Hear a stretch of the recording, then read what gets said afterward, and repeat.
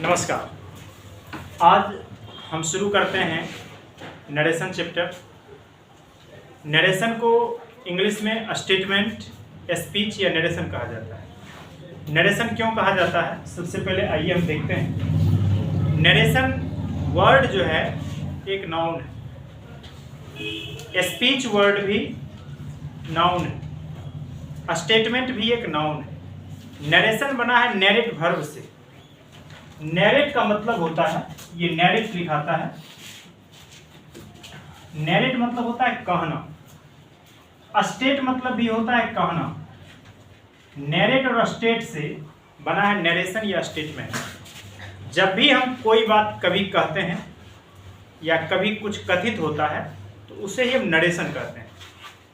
Narration यहाँ से हम स्टार्ट किए हैं, लेकिन आपके एग्जामिनेशन में इस बार जो 2022 12th एग्जाम में पूछी जाएगी, इस टाइप के क्वेश्चन पैटर्न रहेंगे। इसलिए हमने शुरू में क्वेश्चन पैटर्न इसलिए रखा है ताकि आपको ये पता चल सके कि किस प्रकार की क्वेश्चन आपके इस बार एग्जाम में पूछी जाएगी।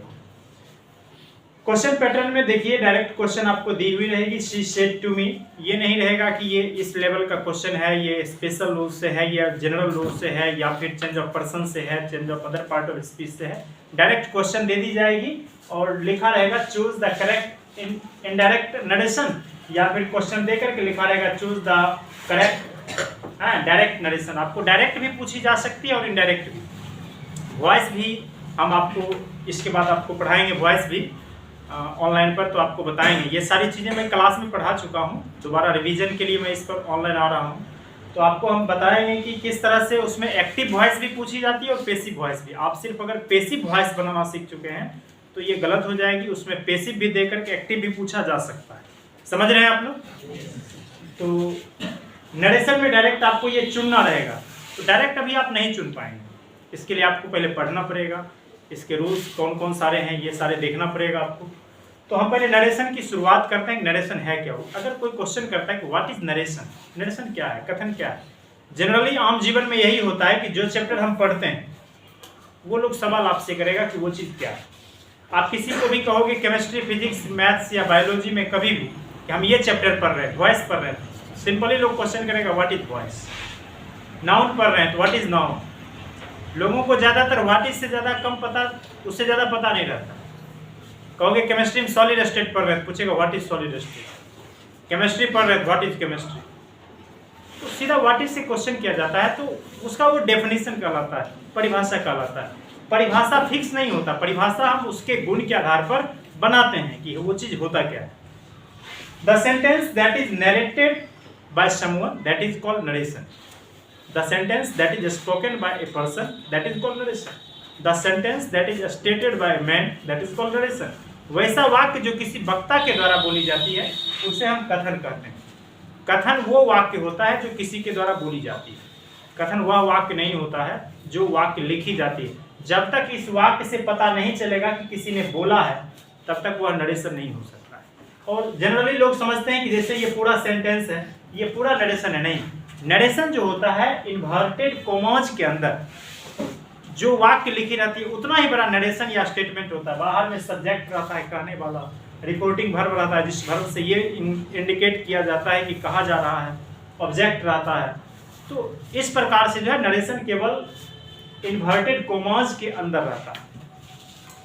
तो नरेशन दो प्रकार के होते हैं। There are two types of narration. Narration को दो भाग में हम बांट सकते हैं। एक होता है डायरेक्ट नरेशन, जब किसी वक्ता की कथन को हम हूबहू उसी की बात में लिखते हैं बिना चेंज किए हुए, तो उसको डायरेक्ट नरेशन कहते हैं। डायरेक्ट नरेशन हमेशा जो वक्ता की रिपोर्टेड स्पीच होती है यानी कथन होता है, इन्वर्टेड कोमाज के अंदर, इधर से 6 और इधर से 9 जैसा इन्वर्टेड कोमाज होता है। इन्वर्टेड का मतलब उल्टा हुआ कोमा रहता है, इन्वर्स रहता है कोमा का, इसीलिए इसको इन्वर्टेड कोमाज कहते हैं। और देते क्यों हैं? हम ये इंडिकेट करते हैं इन्वर्टेड कोमाज के द्वारा कि nothing is change in this narration, इस नरेशन में कोई भी चीज चेंज नहीं किया गया।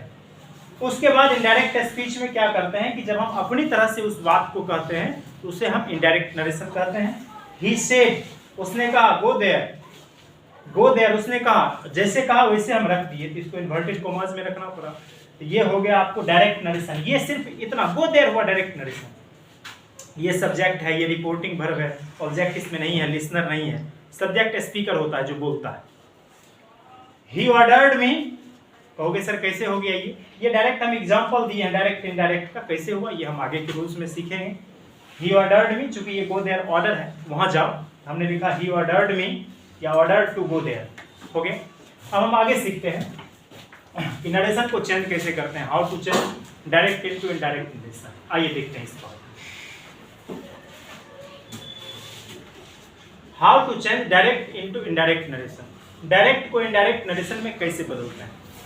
सब्जेक्ट समान रखें, कभी भी जब डायरेक्ट को इनडायरेक्ट में बदलिएगा ना तो सब्जेक्ट को समान रखिए, ही है तो ही रखिए, ये सब्जेक्ट कहलाता है स्पीकर। रिपोर्टिंग वर्ब ऑब्जेक्ट की उपस्थिति में से को टेल करें। अगर ऑब्जेक्ट दिया हुआ तो सेज को टेल्स करें, नहीं अगर दिया रहता तो सेज को सेज ही रख देते। अगर ये मी नहीं रहता यानी कि यहाँ ऑब्जेक्ट नहीं रहता, टेल्स नहीं करते, मी हो गए। सर टू कहाँ गया, टेल वर्ब में टू प्रीपोजिशन नहीं लगता है, टेल विदाउट प्रीपोजिशन का ऑब्जेक्ट लेता है और से वर्ब जो है विद प्रीपोजिशन ऑब्जेक्ट लेता है, इसीलिए सेज टू होता है और टेल्स में टू नहीं लगाया जाता। He tells me inverted commas का दैट, दरअसल ये इन्वर्टेड कॉमास का दैट नहीं होता है। हमने ये कहोगे सर ये बात आगे नहीं लिखें, ऑब्जेक्ट समान रखें। दरअसल क्या होता है कि दोनों वाक्य को कनेक्ट करने के लिए हम एक कंजक्शन रखते हैं, इसीलिए यहाँ दैट देना पड़ता है। अलग अलग वाक्य में देखोगे कहीं इफ भी देना पड़ता है, कहीं देखोगे टू भी देना पड़ता है, अलग अलग कंजक्शंस का यूज करते हैं।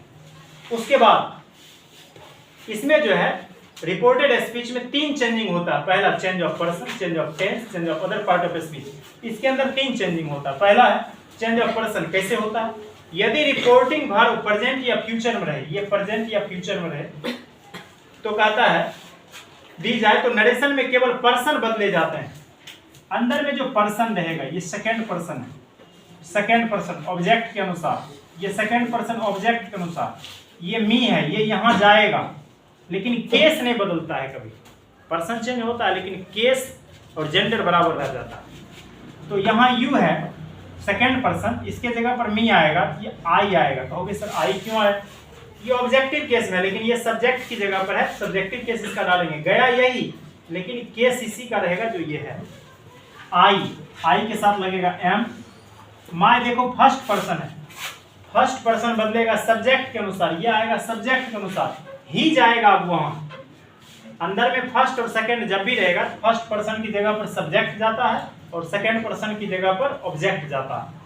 यहाँ पर फर्स्ट पर्सन है, सब्जेक्ट जाएगा, लेकिन ये देखो आई me my positive adjective case में है, तो ही का हो जाएगा ही हिम हिज, यहाँ हो जाएगा हिज फ्रेंड। आगे she says to me I am your enemy, हो जाएगा शी टेल्स। अब पूछोगे कि टेल्स क्यों हो गया, यहाँ ऑब्जेक्ट है तो इसलिए हम टेल्स कर दिए, टेल्स में टू डाल नहीं सकते हैं। She tells me inverted commas का दैट दिए ताकि दोनों सेंटेंस कंबाइंड हो सके। फर्स्ट पर्सन फिर आ रहा, सब्जेक्ट जाएगा वहां पर, ये हो जाएगा सी एज, सी के साथ एज लगेगा, आई है तो आई है, सी एज हो गया। सेकंड पर्सन है, सेकंड पर्सन ऑब्जेक्ट के अनुसार आएगा, ऑब्जेक्ट आएगा यहाँ पर, योर है, you you your positive adjective, me का हो जाएगा I me my.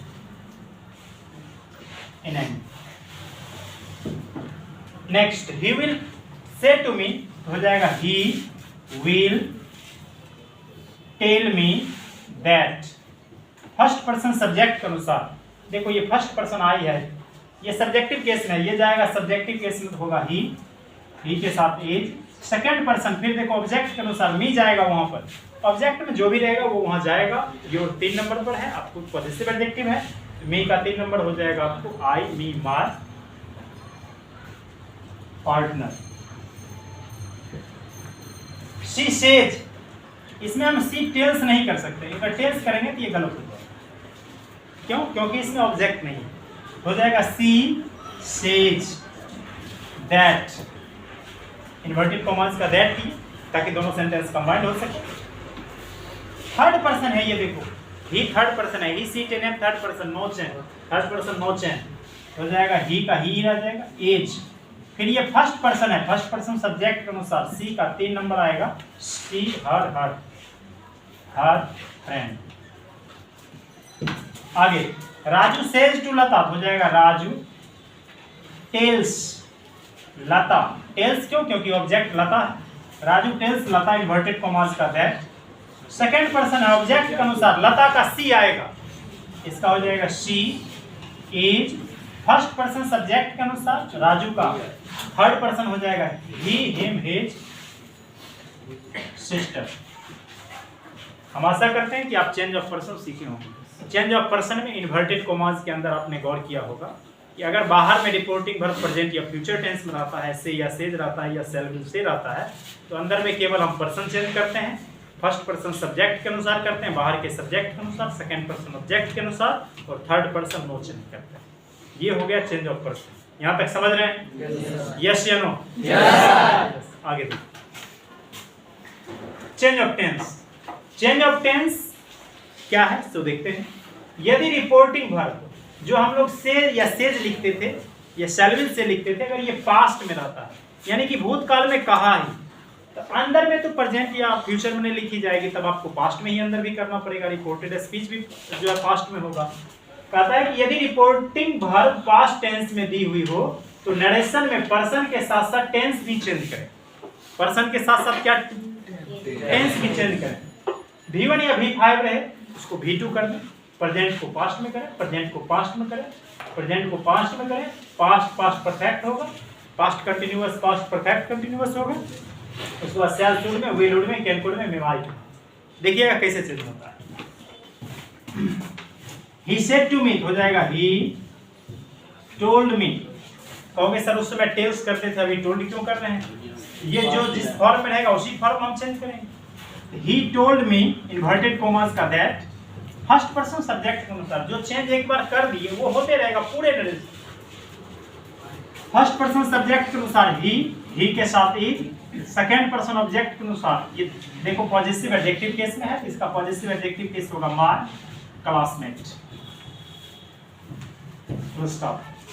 She said to me हो जाएगा she told me inverted commas का दैट। ये सेकंड पर्सन ऑब्जेक्ट के अनुसार आई। वेंट देखो V2 है, सॉरी इसमें देखो रे बाबू इज नहीं होगा, इज एमआर बदल जाएगा पास्ट टेंस में, इसमें वाज वेयर हो जाएगा, ही के साथ हो जाएगा वाज। ये मिस्टेक्स थी, नहीं समझे? इसमें देखो सेकंड पर्सन ऑब्जेक्ट के अनुसार ये हो जाएगा आई। ये V2 है, V2 बदल जाएगा इसमें देखो हैड प्लस V3 में हो जाएगा हैड गॉन देयर। कहोगे सर ये कैसे हुआ? फिर से एक बार सुनो।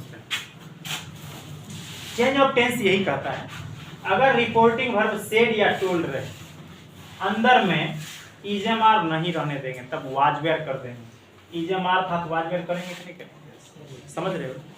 V1 या V5 रहेगा तो उसको V2 कर देंगे, V2 रहेगा तो हेड V3 करेंगे। करने में संकोच नहीं करेंगे, जो करना है वो कर देंगे। नहीं समझ? उसके बाद देखिए एक्सेप्शन ऑफ टेंस। इसके कुछ एक्सेप्शंस भी हैं, सभी जगह नहीं भी बदले जाते हैं। जैसे यदि रिपोर्टिंग वर्ब पास्ट टेंस में हो परंतु नरेशन यदि कोई ट्रूथ हो, यूनिवर्सल ट्रूथ हो, फिजिकल ट्रूथ हो, केमिकल ट्रूथ हो, मैथमेटिकल ट्रूथ हो या अन्य कोई ट्रूथ हो, तो हम उसमें बदलाव नहीं करेंगे। जैसे सी सेड कहोगे टोल्ड कर दें, ऑब्जेक्ट नहीं है तो कर ही नहीं सकते हैं। सी सेड इन्वर्टेड कॉमास का दैट। ये देखो the sun rises in the east, universal truth है। सूर्य पूरब में डूबता है, पश्चिम में उगता है। गलत। सूर्य पूरब में उगता है, पश्चिम में डूबता है। कहता हो करते जाता है, मतलब डालो मुँह बात हो गई। सूर्य पूरब में उगता है, the sun rises in the east, the sun sets in the west, the earth moves around the sun, the moon moves around the earth. ये सारी universal truth. Man is mortal ये प्रोवर्ब है, ये ट्रूथ है, मनुष्य मरणशील होता है। इस सब में चेंजिंग कोई भी चेंजिंग नहीं होगा कि पूरा पूरा वैसे लिखा जाएगा। The sun rises in the east, बस पूरा पूरा वैसे लिखा जाएगा। इसमें V1 या V5 को V2 की जगह गलत हो जाएगा, तब हो जाएगा सूर्य पूरब में उगता था, हो जाएगा गलत।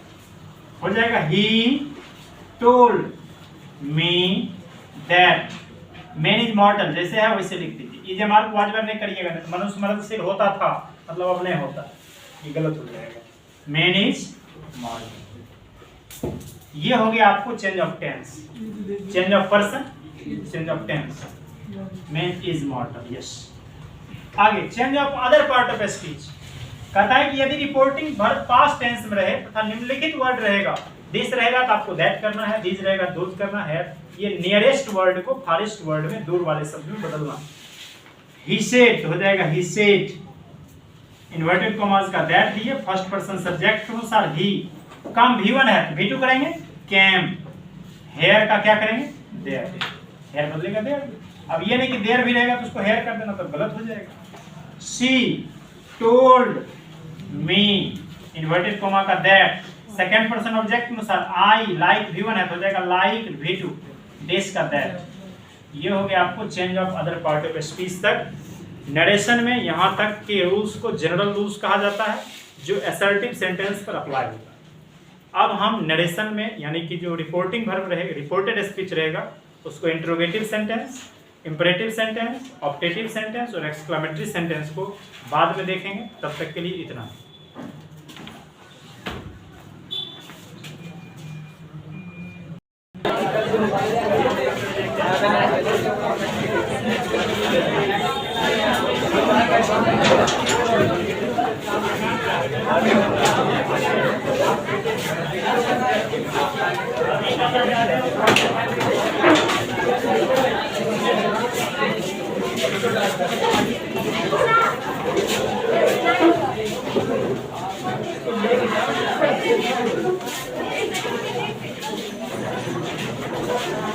माइक तो आप लगाएं।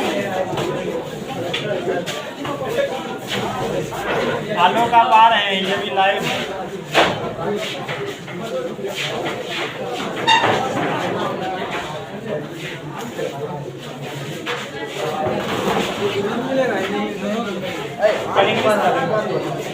फिर आना पड़ेगा लेने।